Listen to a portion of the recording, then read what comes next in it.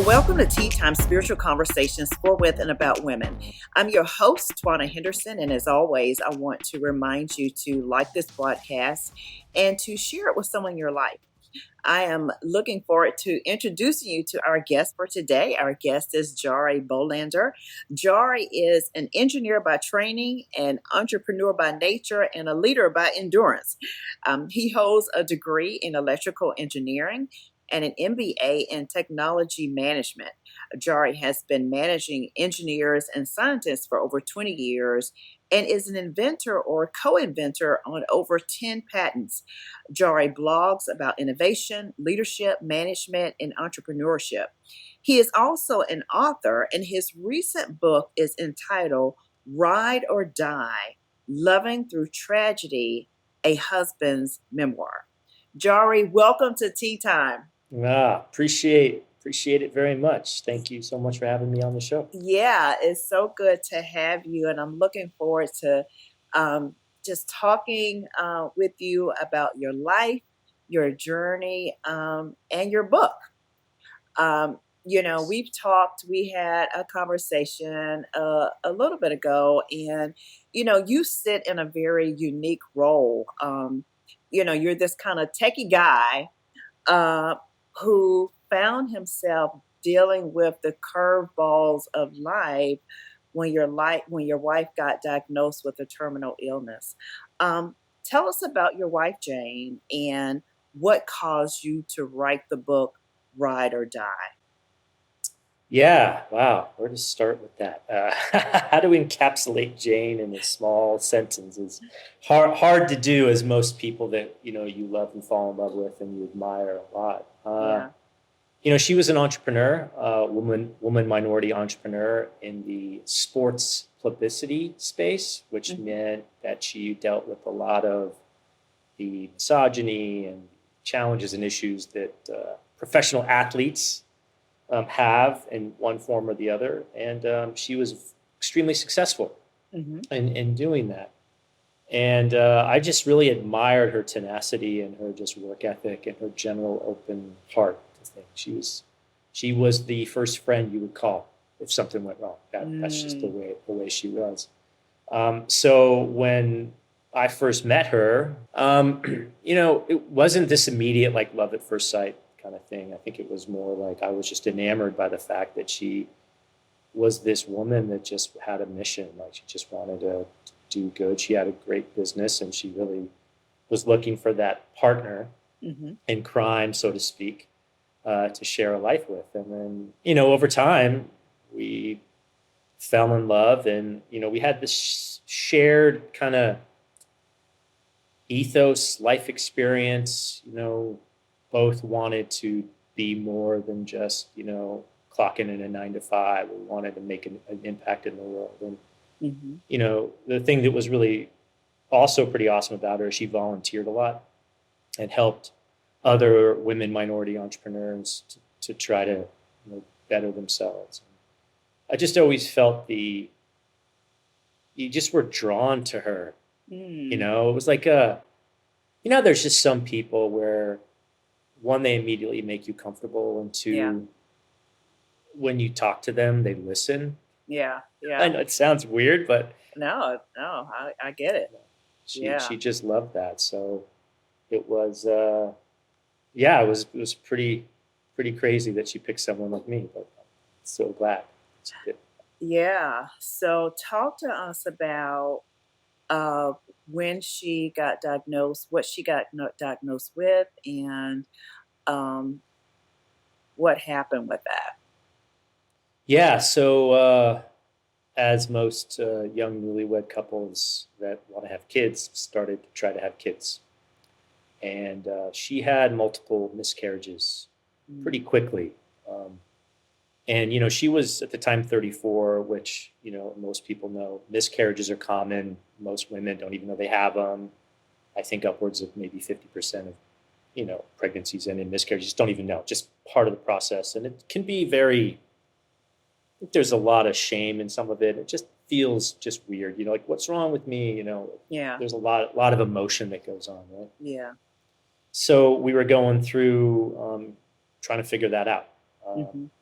And I remember it like it was yesterday. It was December 26, 2015. We were coming home from Christmas in her parents' house. We were driving home, and we got a call from the hospital, the doctor.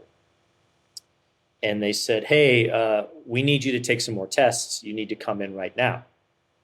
We're like, what do you mean? It's like, just come to the emergency room, take some tests, just please come in as soon as you can. And we had kind of been through all this before where they were taking tests a lot.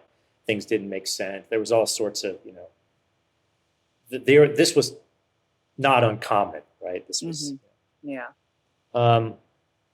Went to the emergency room.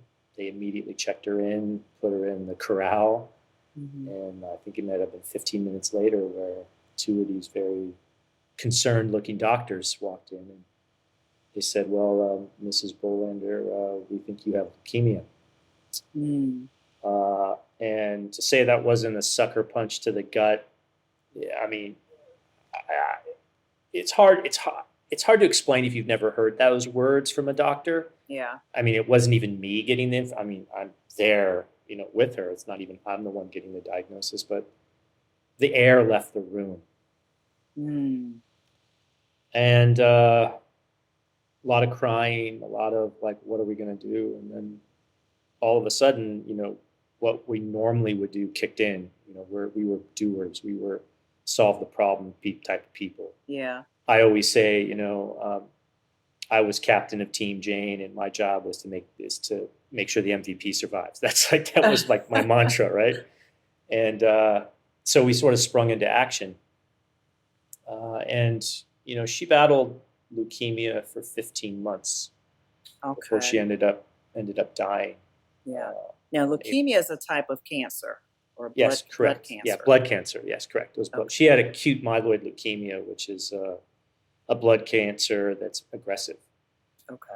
A lot of people, as they get older, could have chronic myeloid leukemia, or your leukemia cells are ones that just don't differentiate in your bone marrow well. So we have a bunch of cells in our bone marrow that we create, and then they differentiate into various things. When you have leukemia, they don't differentiate. They just, for whatever reason, stopped working. So the thing that showed up in her was something called platelets, which are the kind of the glue that holds your body together. So when you bleed and the cut heals, that little kind of, I don't know, not pussy, but it's like a clear little fluid, that's platelets. That just makes sure that you don't bleed out. Right? Yeah. And when those go away, you get bruised and you get bleeding. So it was, what's interesting is that, that 15 months was obviously some of the most intense time I've ever lived. Yeah, that's not a long time. When you're talking about from, diagnosis to death, 15 months is not a long time at all. It blew by pretty fast. And we had, at that point, we were newlyweds, basically. I mean, I think we had been married a little over a year, right? Oh, my goodness. It's kind of like, I guess we're really going to see if these vows actually hold up. Yeah. Which, was another whole thing. And I think, the question you had before was why write the book? And, it's, one of the reasons I write is to make sense of the world. That's just the way my mind works. And I figured, all the feelings I was feeling, all the loneliness, the sorrow, the frustration, the challenges, all those things, I'm like, other people must be experiencing this. I just cannot be alone in this struggle, because generally people don't talk about this stuff. They just don't. They're like in their own little world, good on them. Like, you got to deal with what you got to deal with. But I truly felt, gosh, I don't want to feel so alone anymore. And I think it was important to write it down. So one of the things that we had done during her illness, which was a huge help, was we created this thing called the Care Circle. Jane's Care Circle was basically a Google group email list where I would occasionally send out an update. Mm-hmm. And what was cathartic about that, and I think what was also very helpful, was, as you can imagine, when someone gets diagnosed with a life-threatening illness, everyone calls you, and everyone wants to hear the story. What's Right. going on? How's she Yeah. doing? And there was a point where the day she got diagnosed, I think I must have taken 12 phone calls, Mm-hmm. and I was just exhausted. I cannot tell this story yet again. So it Yeah. Yeah. was important to kind of rally and make a mechanism where we could share things, and people wanted to help, as you can imagine. They wanted to help. What can we do? How do we do it? Et cetera, et cetera. So I felt, well, if anyone else has to go through this, I hope, and especially from a male perspective, which you don't really find a lot of books on that, or a lot of, it's not a lot out there for the Yeah. male perspective. Yeah. I mean, that's the unique thing I think about your story is you sharing from, a male perspective, and certainly not to stereotype men, but, typically men don't share, their feelings and how they're handling things. Yeah. And certainly not in this, way, particularly in the areas of loss and grief. Um, so you really had to become her caregiver. Mm-hmm. Yeah. Um, so Yeah. what was that like? I mean, what was it like to move from this newlywed husband to caregiver of your wife? Yeah, we always like to say, we're the power couple, like Mhm. around town. We live in San Francisco. I Mhm. still do, but that's where we lived. And everyone knew us. Mayor London Breed, she was running for supervisor. Mhm. She was a friend. She's the one that introduced us. Mhm. She's the one that married us. I mean, it was like we Mhm. knew people around town. So when she got sick, it was this immediate. Not immediate. I mean, the tactical day-to-day change, like, okay, we got to get you to the hospital, we got to get you to these appointments, you got to make sure you're not, like, all these things. Mhm. I was at a startup at the time. I actually had to step away from the startup and run her business, Mm. which was a PR and marketing firm, because that was the only thing paying us. And also I had the flexibility that I could work from anywhere. I could take care of her. We really had, she'd built something that was, really easy to run remote. So Yeah.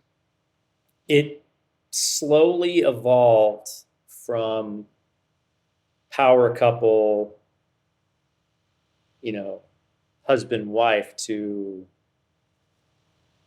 patient caregiver, Mm. over time. And, it's interesting because it's the loss of that kind of intimacy, and that, Yeah. like, just wasn't available. Like, how can you blame someone for not being available to be a partner when they're literally fighting for their life? Yeah.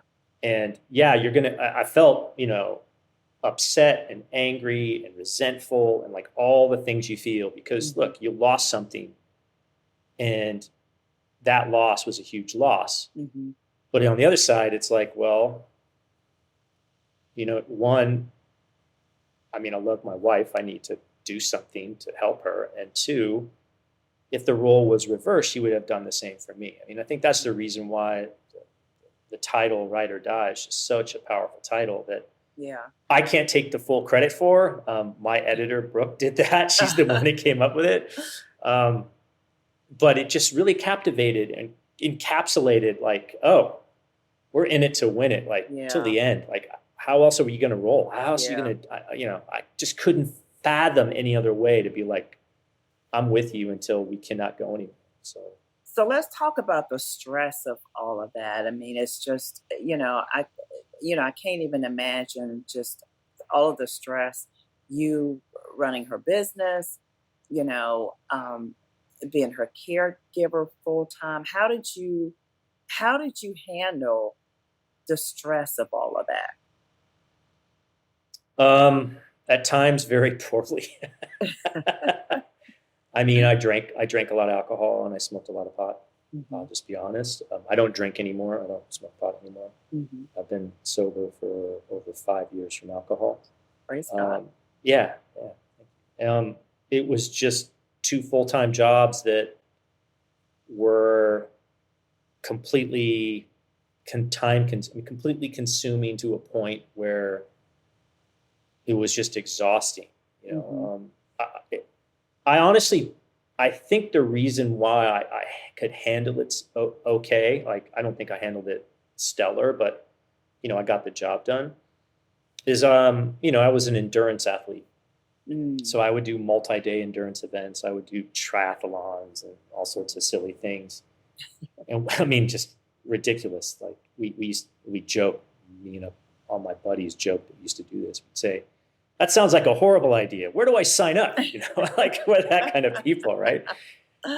And what endurance events teach you is, take a breath, just one more step, like just one more step. And, I'd also played sports in high school. And one of the other things that was a very powerful metaphor was to take a knee. Like when things are going crazy and you don't know what to do, just take a knee, take a breath, reassess. Don't make rash decisions when clearly you're not ready for it. Right. And I also think the other thing that was really powerful was you never rise to the occasion, you fall to your training. And that was something that, was such a monumental realization that, in some way, shape, or form, I actually trained for this. Not the situation, not like having your wife get leukemia and dying, but the stress and how to deal with stress. And again, I didn't deal with it great. Like I said, like there were days where, just to sleep, just to feel numb, you had to numb yourself because sometimes it was just so horrible. Yeah. Just had to take a drink or take a puff of my vape pen and go to sleep. There's a scripture that talks about that our suffering produces perseverance. And, as a Christ follower, I've found that leaning into my faith, for encouragement or and looking to others who can, pray for me and pray with me has helped me to get through the hard times of life. Was it hard for you to ask for help? Yeah, very hard. I'm used to making stuff happen, right? Entrepreneur, standard male ego. I would occasionally ask for directions, of course, but not always. So it's hard. It's hard. Well, partly it's hard because I felt I had to solve the problem. I mean, it might sound old fashioned, but it's my job to protect my wife. I'm sorry. Like that's my attitude. And like, I'm failing at this miserably. And like, I got to fix this. Yeah. And she would have done the same for me. Like, so from a partnership point of view, you protect yourself. And look, I felt like I was failing to protect her and to help her. And so asking for help was just an admission of failure, Thankfully, we had a great group of friends and family that would step in even when I didn't know I needed help or when I didn't ask for it. When you deal with these sort of situations, it's actually hard to say what you need. I mean, what I really needed was Jane not to have leukemia. Like, if you really want to know what I need, I don't want this anymore, right? Obviously, that's not, that's silly, but, what can I do for you? I have no idea. I'm trying to get through the day. And so that, I think, is part of the problem too. Like when people would ask, what can I do for you? They then would put the burden on me and I'm like, I don't know. And it was just easier just to not say anything.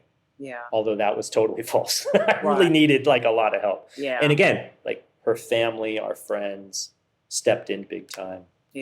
Especially her parents, obviously, were really just instrumental in us helping to get through it. But hard to ask for what you need when you don't know what it is, or you're just trying to like tread water. Like, can't. No more leukemia would be great. Please, Yeah. can you do Yeah. that? In a perfect world. In a Yeah. perfect world, yeah. Perfect world, You have a chapter titled "The Only Easy Day Was Yesterday." yeah. What prompted that chapter? Well, I'm a big fan of like special operations and special forces people, Hmm. and that's a Navy SEAL motto. Hmm. And it's so true because what's interesting about that is that it not only keeps you in the right mindset that things could get worse, Hmm. and you just have to prepare for the worst, Yeah. but not be overly negative about it. Yeah. And I think when people hear that, they're like, oh, you're just paranoid and pessimistic that the world's going to, end and create, there's going to be a lot of crazy things going on. Hmm. And I don't think that's the truth. I think the truth is really be prepared for when things go wrong and don't rest on your laurels. I think that's the other thing that's really powerful. It's like, yeah, okay, yesterday was a good day. I got through it, but what's the challenge of today that I need to either train for, have my right attitude about? There's another saying that it could always be worse. And that's like, and it's true. It could always be worse. But that seems overly negative, but it's actually not overly negative. I think that the mindset, which is really fascinating, is just take on what's in front of you. Like, Hmm. it's not about yesterday was a great day. If it was awesome, it's what's in front of you. Like, Yeah. so many times I just had to deal with what was in front of me, and that really helped me. Okay, take a breath, take a knee. What's the thing in front of me? Yeah. And that was so powerful. But yeah, that's inspired by their ethos. Yeah. Did you and Jane talk about her diagnosis? Yeah, good. It's actually a chapter in the book where it kind of all comes to a head. Hmm. Um, she was amazingly gracious and courageous in dealing with her demise. I only hope that at that time, Hmm. I I have that much courage. Yeah. She was worried about me. I mean, she Mm. even glibly said, she's like, "I'll be dead. What do I care? I worry about you." And I'm like, "Whoa! I mean, who would say that, right? Mhm. Like only someone that really loves you would be like, I'm so worried about you that I don't care about what happens to me."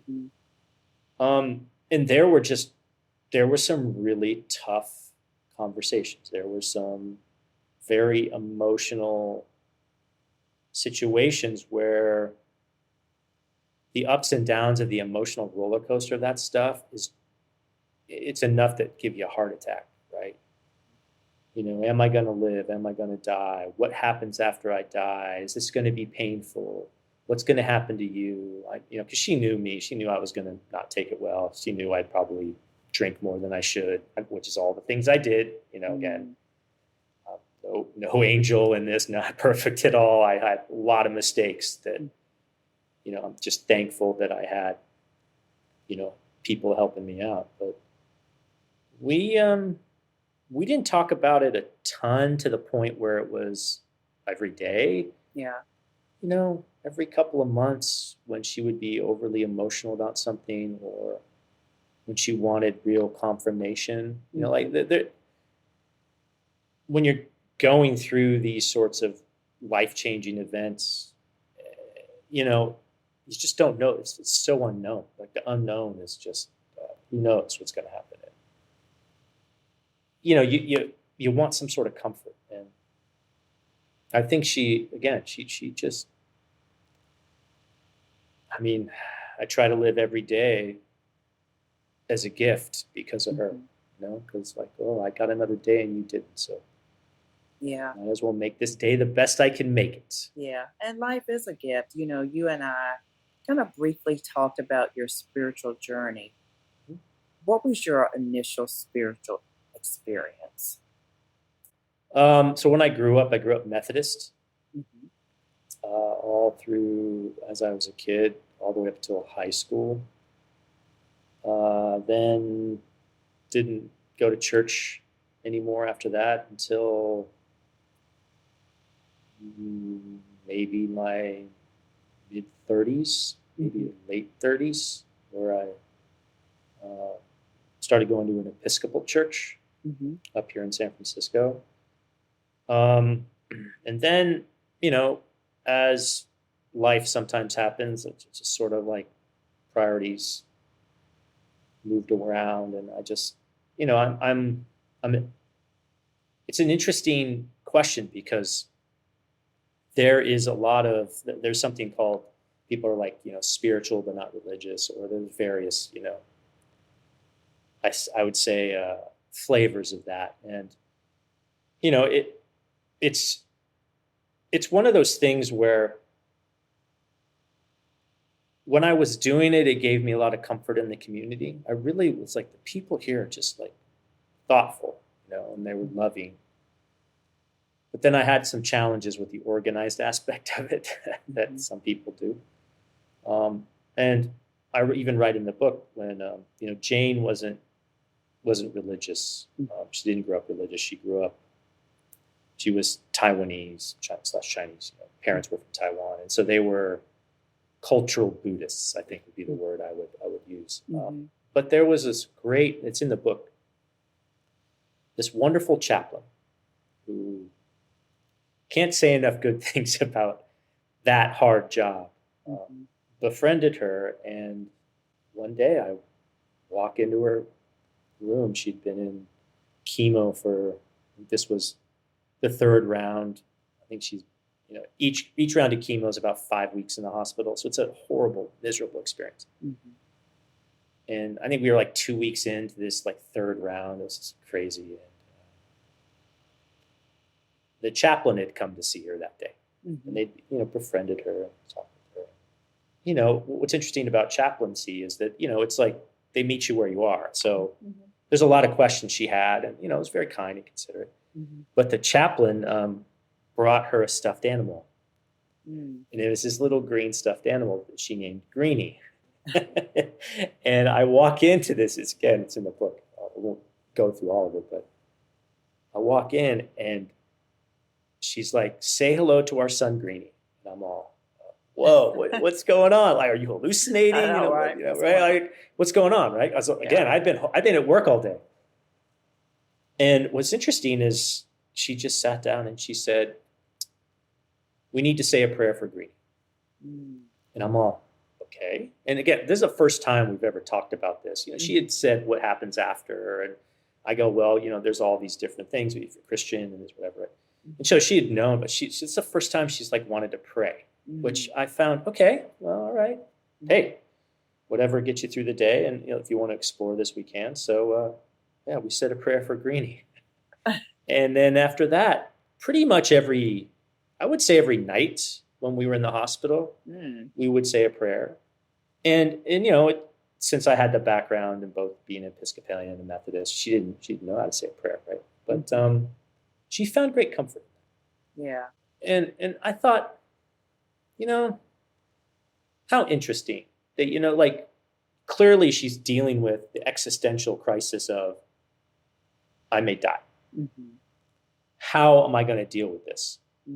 And she was exploring that. And, you know, when we had her celebration of life, we had a officiant that was a Lutheran pastor that, you know, there was aspects of what I think she would have wanted. And the community that came together was, I think, really beautiful, you know?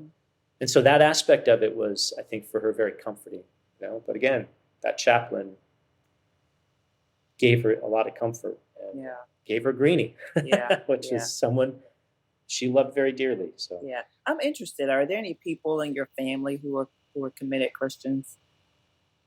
My whole family, basically, most of my dad's side. Yeah, my dad's side. One of my uncles is a Baptist, I think. Does a lot of missions down to South America. Yeah, very much into that. And what's your perception of them? Well, I mean, it's interesting because the service aspect of it, they're very big into, and of course, helping folks. We also have in the family some Muslims, you know, which is really interesting. And I think everyone that's doing that is like in my mind, they're trying to be good people and trying to follow the path as they see it.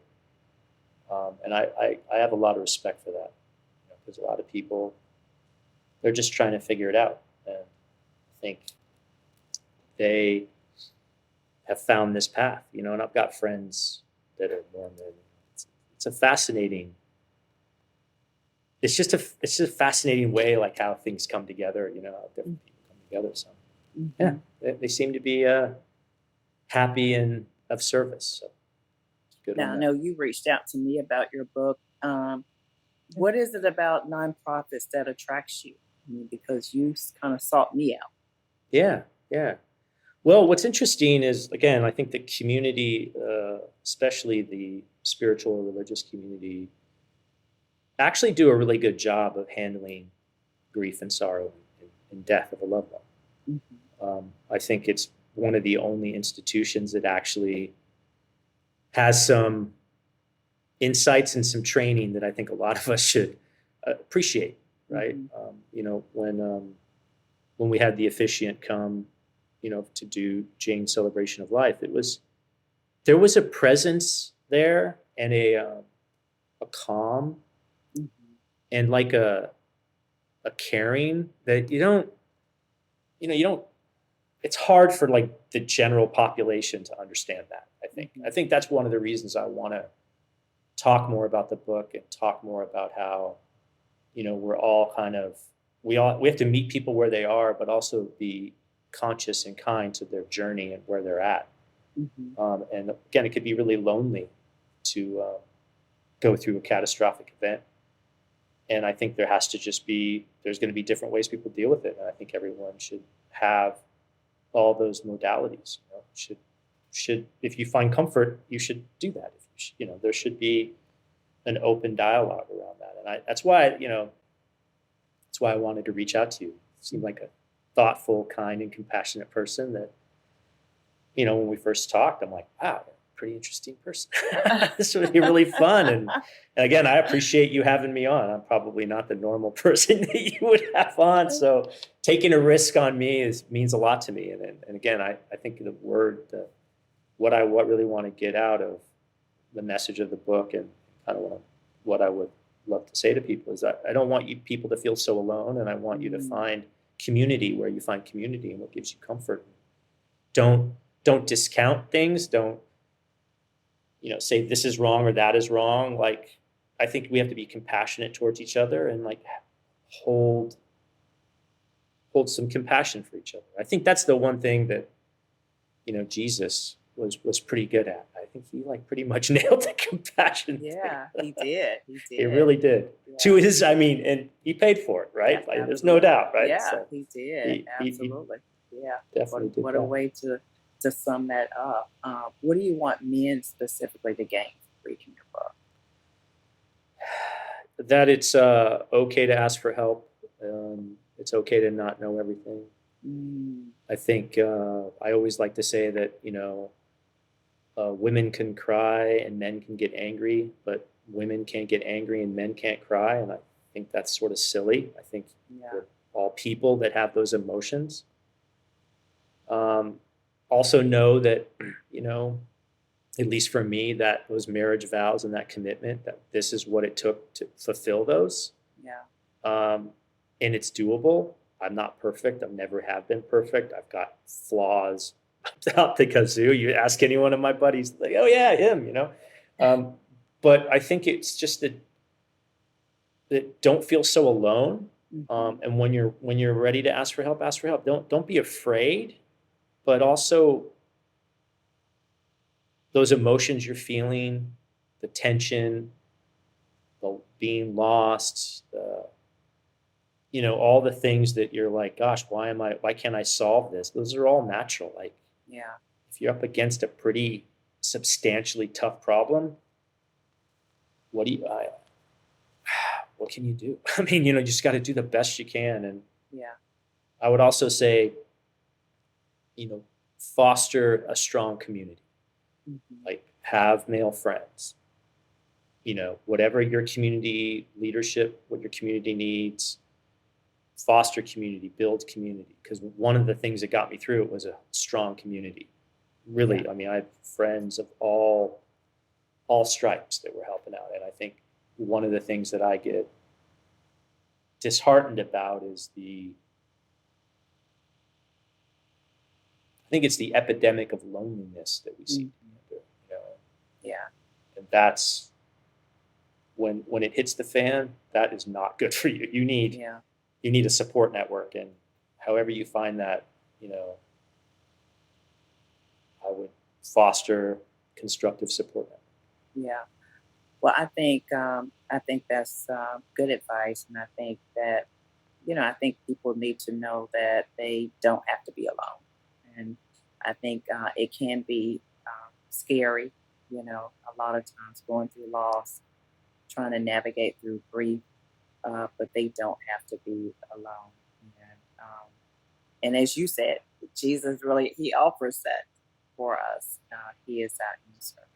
Um, there are men and women who love them who are listening to this podcast, and some are thinking, wow, I know somebody who could really benefit from a book like this. As we get ready to close, and I've so enjoyed just having this dialogue with you. I want to just pray for those listening who need to be encouraged through loss or grief um, that they may be experiencing during this time. Is that all right? Of course, yeah. Okay. Lord, just thank you for those listening who need to be encouraged in the midst of their loss and their grief. I pray for healing in their hearts and in their minds and in their soul. And thank you for Jarie, his transparency with his own loss and his grief. And may you continue to work in his life in a supernatural way and use this book as an avenue to draw him close and others closer to you. Ride or die. In Jesus' name. Right. Amen. Well, Jarie, thank you. Thank you for opening up your life and your journey. Pleasure. Pleasure. It was so good to talk to you. And to all of our listeners, thank you for joining us today. I'm Twana Henderson. Be blessed of the Lord.